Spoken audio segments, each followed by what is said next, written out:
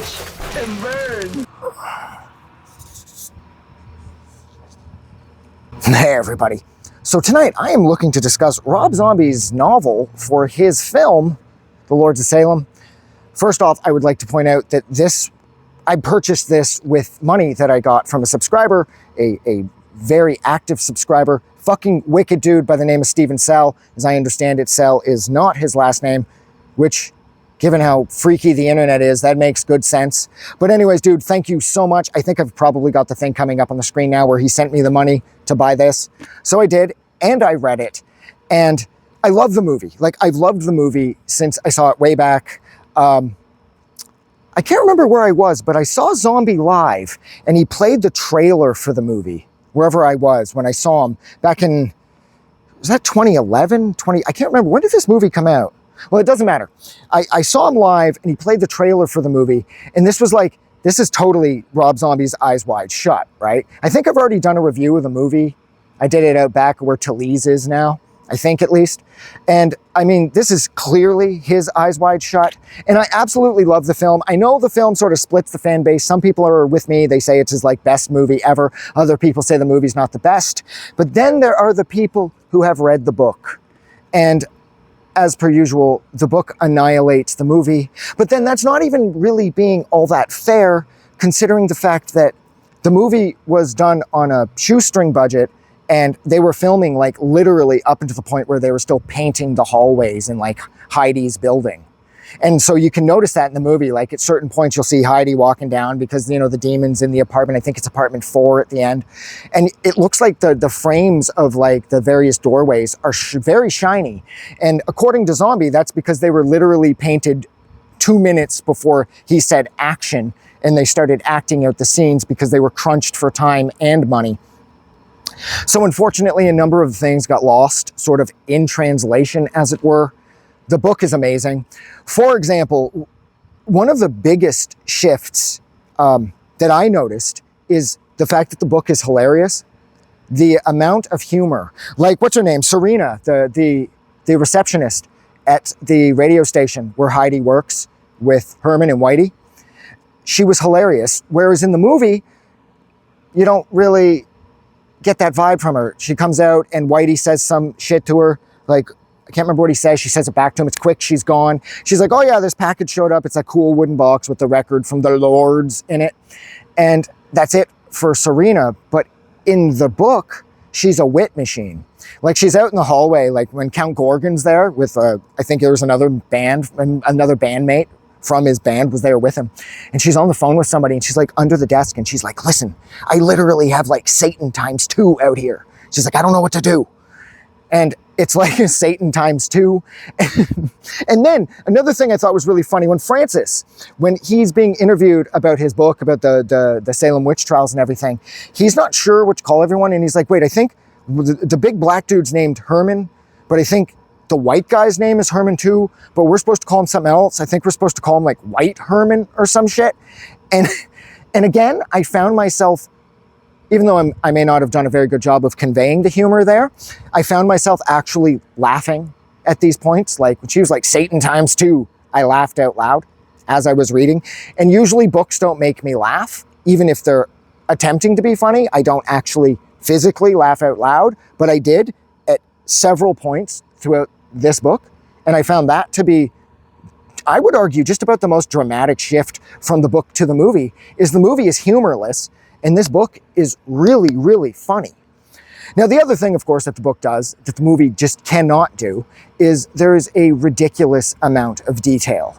I mean, the part with Margaret Murphy at the start, Satan grabs the baby and whips the kid and snaps its neck and shit. And that does not happen at the start of the movie. There's, of course, more detail. The chapters are longer than the scenes that they accompanied, things like that.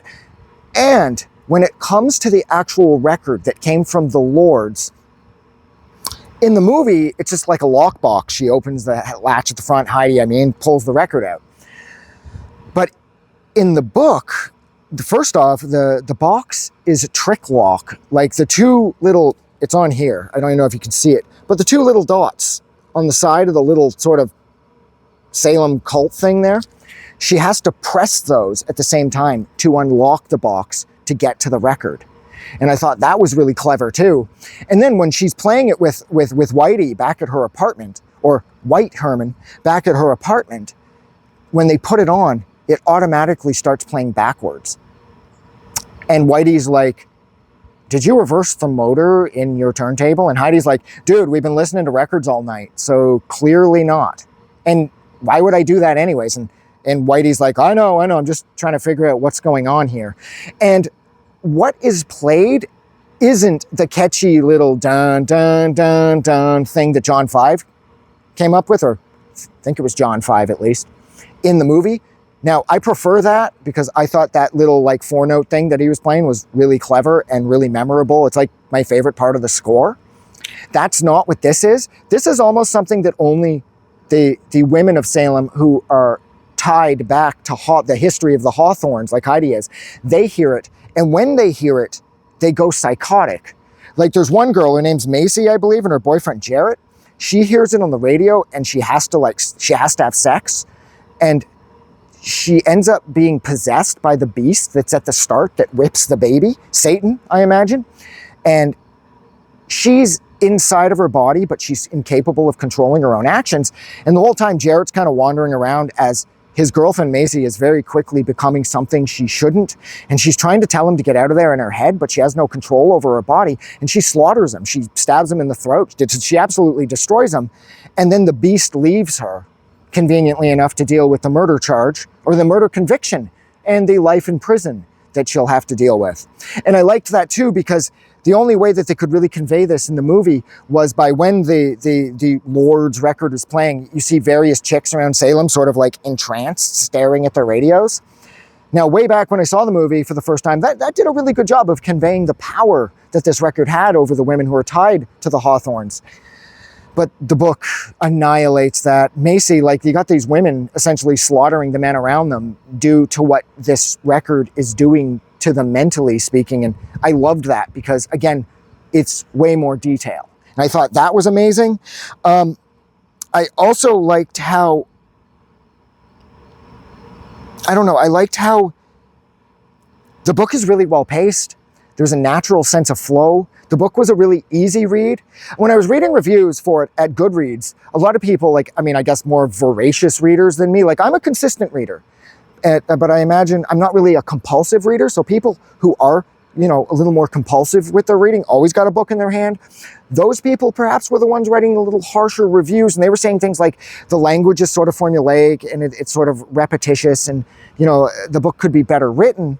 But as somebody like me who's constantly reading, but I'm not quite so judgmental when it comes to books because I'm not as into books as I am with music and movies. Not that I'm judging music and movies too harshly, but you know what I mean?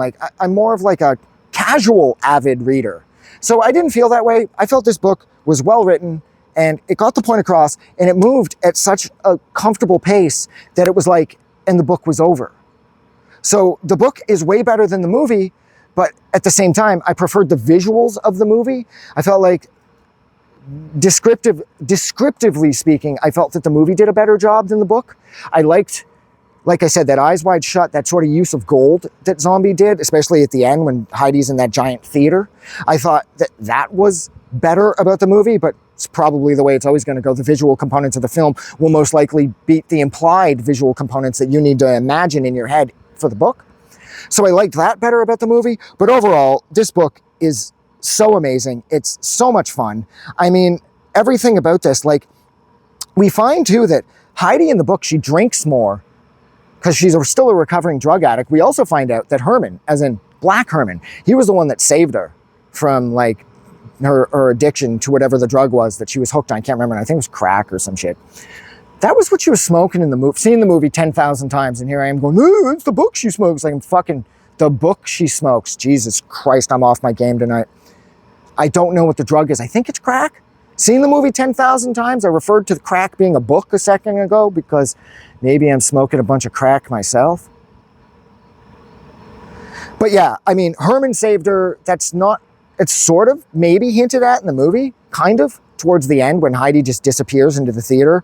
Herman seemed really upset by that, which led me to believe that he was more involved in her recovery than maybe we were led to believe in the movie. But in this, it's made abundantly clear that he's the one that sort of pulled her out of her drug addiction. So I liked that too. I thought that was really fun. But I think, you know what, I'm going to leave it there because, wow, I've been going on way too long. It's over 10 minutes. So thank you so much for hanging out with me. One more time, thank you, Stephen, again. But thank you for hanging out with me for almost 10 minutes while I discuss this absolutely kick-ass book about this absolutely kick-ass movie. Like always, if you like this review or you like this book, don't forget to go and do something nice for somebody. But most importantly, like always, seriously, never forget that the world kicks so much more ass because you are in it. I'm going to go. Have a good night.